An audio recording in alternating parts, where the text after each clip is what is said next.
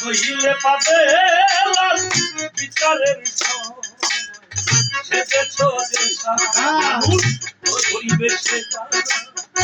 হইলে পাবে বিচারের সেজেছ যে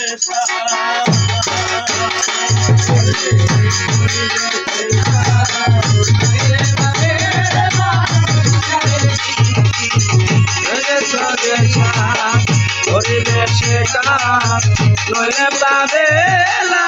বিচারের সময় সেজেছ যে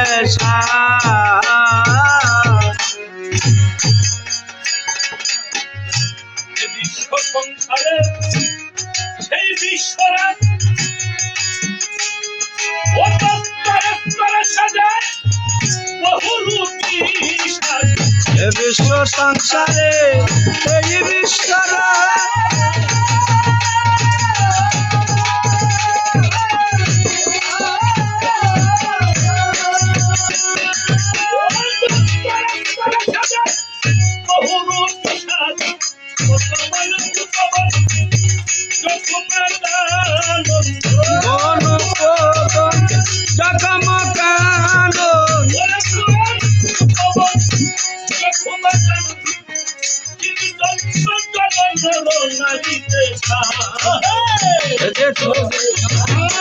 পরিবেশে কার নইলে পাবে বিচারের সময় সেজেছ যে পরিবেশে কার নইলে পাবে বিচারের সময় সেজেছ যে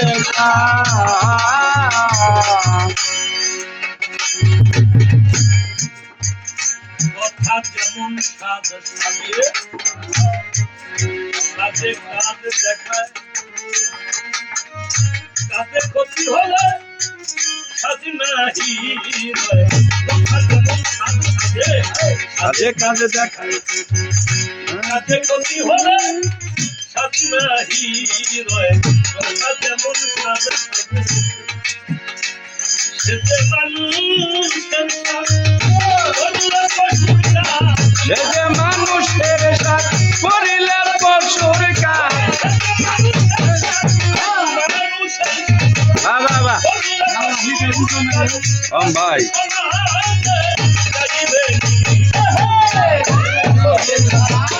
পরিবেশে কাজ নইলে পাবে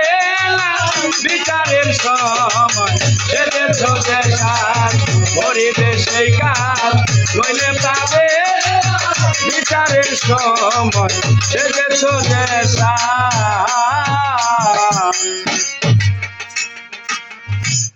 আমার মনের বাবা বলে বাবা কিছু কথা শুনতে চাই কথা তো জানি না বাবা কথা কেন জানি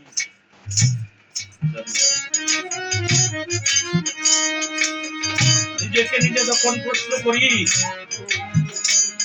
ও হেলাল সরকার কত উক্তি কত যুক্তি কত দলিল কত হাদিস কত কোরআনের কথা মানুষকে তুমি বললে তোমার কথা শুনে মানুষ হেদায়েত হলো তুমি তো হেদায়েত হলে তুমি তো সংশোধন হলে নীতিবাক্য তুমি কেন শোনাও কাকে শোনাও তোমার মুখে কি নীতিবাক্য স্বভাব বা প্রশ্ন করে দেখেছি মনির বাবা সংশোধন হতে পারি আমি যেই শাস্তা সেজেছি আমার আল্লাহ তাআলা সূরা রুমের 30 নম্বর আয়াতের ভিতরে বলছেন ইত্তাকাল্লাহিল্লাতি ফাতারান নাসা আলাইহা আমি উত্তম আকৃতি উত্তম প্রকৃতি দ্বারা মানব মণ্ডলীকে সৃজন করেছি সেই আকৃতিতে আমি আর অন্য এত সুন্দর আকৃতি এত সুন্দর প্রকৃতি এত সুন্দর গঠন আমি আর বাবা আমার আল্লাহ হাত দিতে পাও চোখের জায়গায় চোখ দিতে নাসিকার জায়গায় নাসিকা মুখের জায়গায় মুখ কত সুন্দর বর্ণনা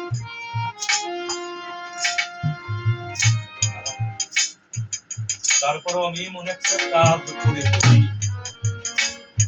একজন জ্ঞানী ব্যক্তি আমাকে ডেকে ডেকে বলে হেলাল কাজটা কেমন করে কাজটা ভালো হয় তুমি মানুষ হও তুমি মানুষ হও তোমার মানুষ হইতে হবে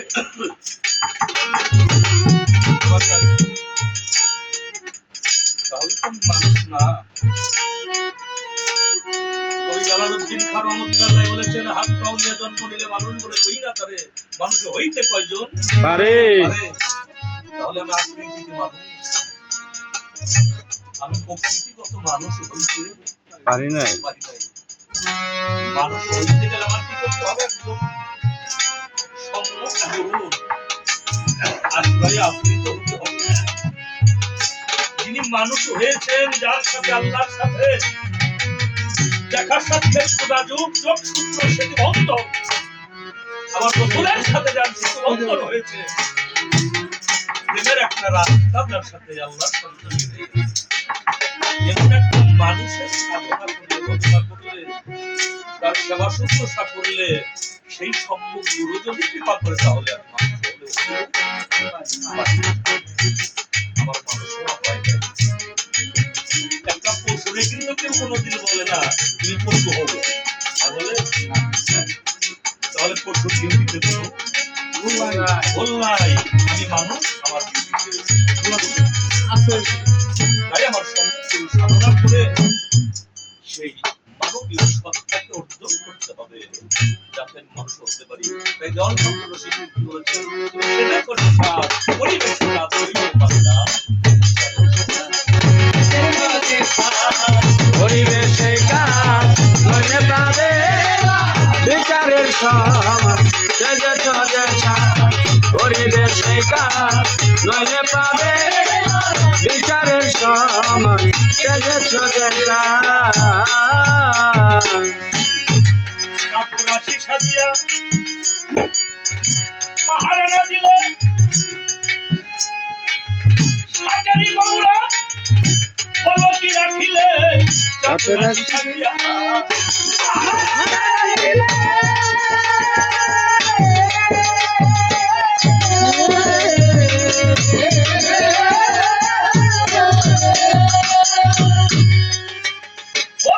সাজারি গৌরা তুমি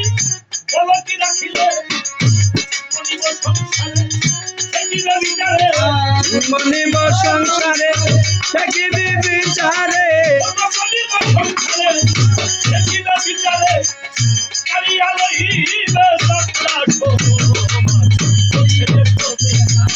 করিও সে কাজ নইলে পাবে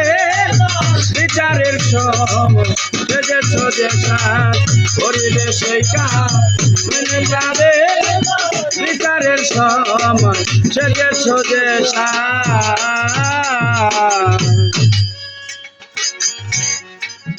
মন্তব সেজে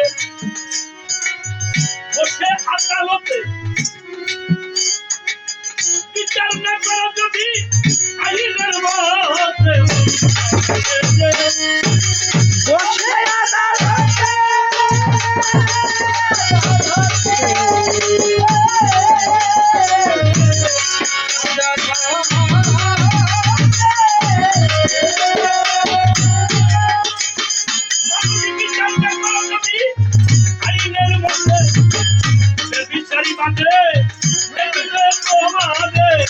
বিচারি বাদে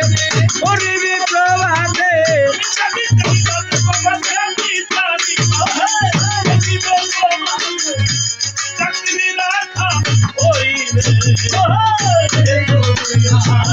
করিবে সেই কাজ নইলে পাবে বিচারের সময় সেজে সজে করিবে সেই কাজ নইলে পাবে বিচারের সময় সেজে সজে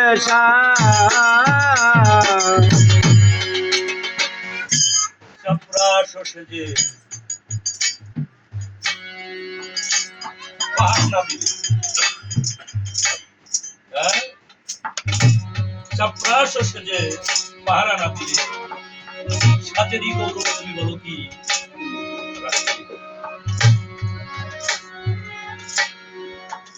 তোমার বিরক্ত শেয়ার করলে দেখা যায় আমি একটা কুকুরের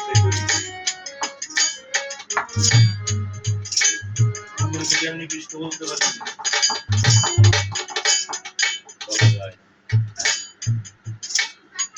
জমিদারের বাড়িতে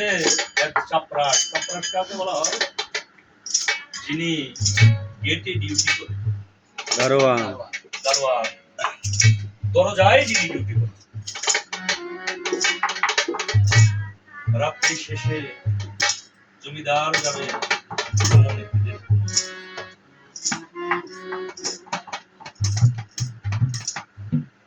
গেটেতে দারোয়ানটা ছিল, দারোয়ানটা বলতেছে আজকে যে 10টার এরোপ্লেনে আপনার যাওয়ার কথা, 10টার জাহাজে আপনার যাওয়ার কথা, আজকে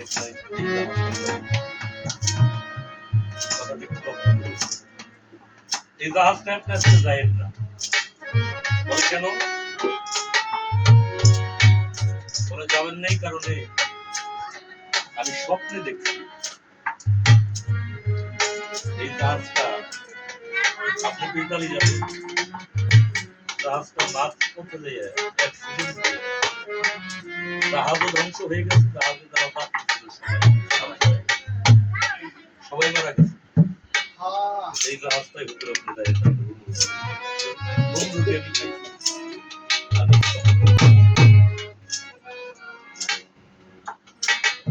বললাম আচ্ছা ঠিক আছে, আমি 10টার পর ফলাফল পাবো, তখন বলবো তোমার কথা সত্য না মিথ্যে। আমি যাত্রা স্থগিত রাখবো, সত্য সত্য জাহাজটা মাফ করলে সকলেই মারা গেছে। জমিদার সন্ধ্যার আগে তার দারোয়ানকে ডাক দিয়ে বলতেছিল তুমি আমার কাছে পুরস্কার, তুমি আমার কাছে আসো। ওখানে আসছে স্বপ্নের মহৎ দিয়ে পুরস্কৃত করছে, কইরা বলতেছে এই পুরস্কারটা তুমি আজকে নিয়ে যাও, আর একটা পুরস্কার বাকি আছে ওইটা কাল সকালে নিবা, কাল সকালে তুমি আসবা, খুব সকালে আসবা, পুরস্কারটা দিয়ে দিতে চলে গেছে। খুব পরে আসছে যে আমারে আজকেই এত বড় একটা পুরস্কার দিছে, সকালে না জানে কত বড় পুরস্কার। যখন আসছে বলে হুজুর তাহলে আমার পুরস্কারটা, তোমার পুরস্কারটা হলে এই আজ থেকে আমার দরবার তোমার চাকরি।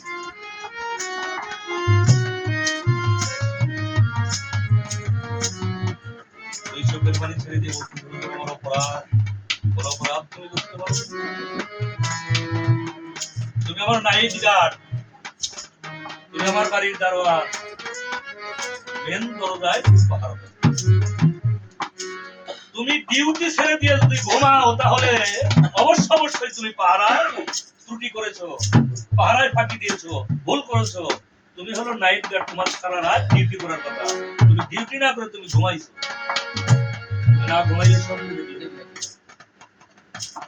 তুমি ঘুমাইছো। তাই আমার এই জীবন বাঁচানোর জন্য তোমার পুরস্কার দেওয়া হয়েছে স্বর্গের মহল, আর তুমি তো তোমার ডিউটি ফাঁকি দিয়েছো, তোমার কর্মকে ফাঁকি দিয়েছো, কাজকে ফাঁকি দিয়েছো, ঘুমাইছো, তার জন্য তোমার তিরস্কার হইল তোমার চাকরি।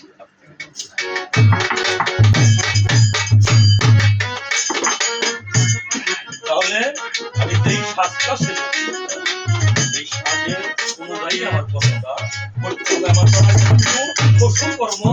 না হয় আমি যেন কখনোই কাউকে ফাঁকি না দেই। আমি যদি কাউকে ফাঁকি দিই আমাকে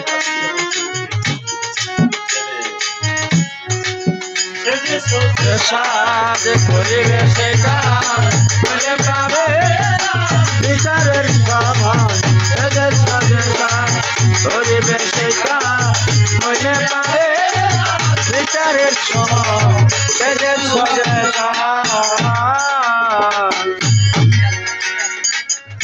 মৌলবী সেজে কোরআন লাগুতে নামেরই মৌলবী বসে কোনো কাজে মৌলবী সেজে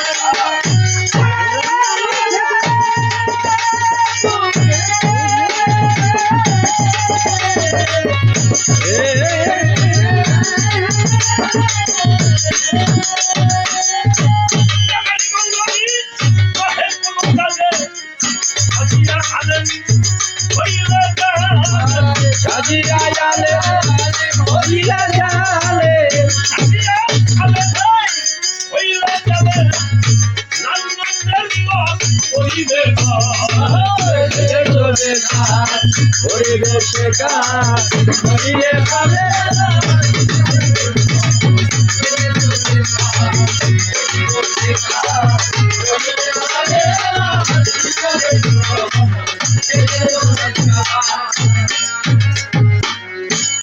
যেমন রশিদকে দিতে বলে ভুলি করবে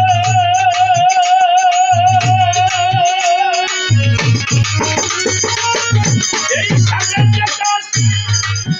ওরে প্রভু আমার নাহি ঘটে যেমন রশিদকে দিতে বলে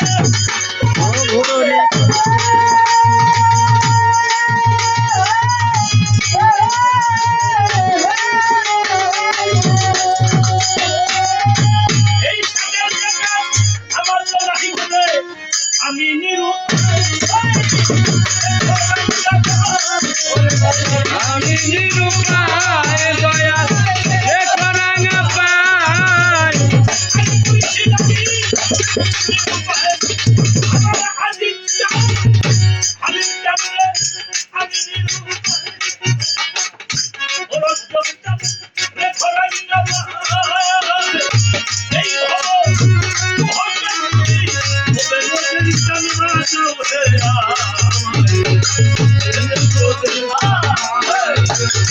পরিবেশে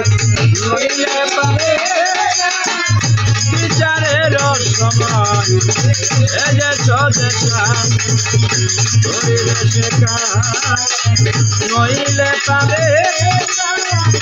বিচারের সময় এ যে সদেশা